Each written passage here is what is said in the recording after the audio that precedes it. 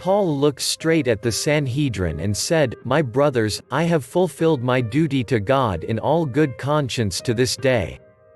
At this the high priest Ananias ordered those standing near Paul to strike him on the mouth. Then Paul said to him, "God will strike you, you whitewashed wall. You sit there to judge me according to the law, yet you yourself violate the law by commanding that I be struck." Those who were standing near Paul said, "How dare you insult God's high priest?" Paul replied, "Brothers, I did not realize that he was the high priest, for it is written, 'Do not speak evil about the ruler of your people.'" Then Paul, knowing that some of them were Sadducees and the others Pharisees, called out in the Sanhedrin, "My brothers, I am a Pharisee, descended from Pharisees. I stand on trial because of the hope of the resurrection of the dead." When he said this, a dispute broke out between the Pharisees and the Sadducees, and the assembly was divided. The Sadducees say that there is no resurrection, and that there are neither angels nor spirits, but the Pharisees believe all these things.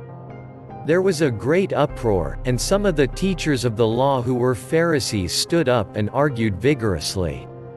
"We find nothing wrong with this man," they said. "What if a spirit or an angel has spoken to him?" The dispute became so violent that the commander was afraid Paul would be torn to pieces by them. He ordered the troops to go down and take him away from them by force and bring him into the barracks. The following night the Lord stood near Paul and said, "Take courage. As you have testified about me in Jerusalem, so you must also testify in Rome." The plot to kill Paul. The next morning some Jews formed a conspiracy and bound themselves with an oath not to eat or drink until they had killed Paul. More than 40 men were involved in this plot. They went to the chief priests and the elders and said, "We have taken a solemn oath not to eat anything until we have killed Paul. Now then, you and the Sanhedrin petition the commander to bring him before you on the pretext of wanting more accurate information about his case. We are ready to kill him before he gets here." But when the son of Paul's sister heard of this plot, he went into the barracks and told Paul. Then Paul called one of the centurions and said, "Take this young man to the commander, he has something to tell him." So he took him to the commander. The centurion said, "Paul, the prisoner, sent for me and asked me to bring this young man to you because he has something to tell you." The commander took the young man by the hand, drew him aside and asked, "What is it you want to tell me?"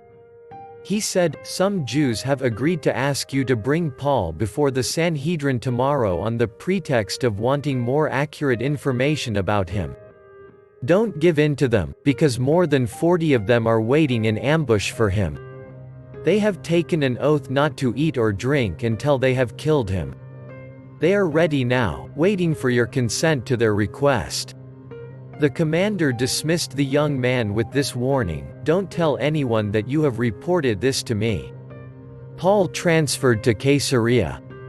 Then he called 2 of his centurions and ordered them, "Get ready a detachment of 200 soldiers, 70 horsemen and 200 spearmen to go to Caesarea at 9 tonight. Provide horses for Paul so that he may be taken safely to Governor Felix."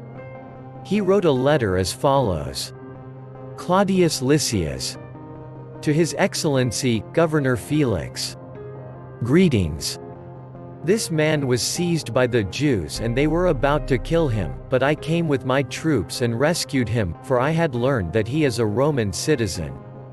I wanted to know why they were accusing him, so I brought him to their Sanhedrin.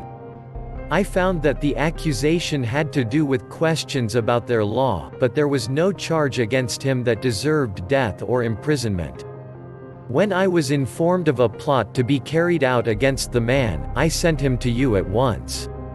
I also ordered his accusers to present to you their case against him."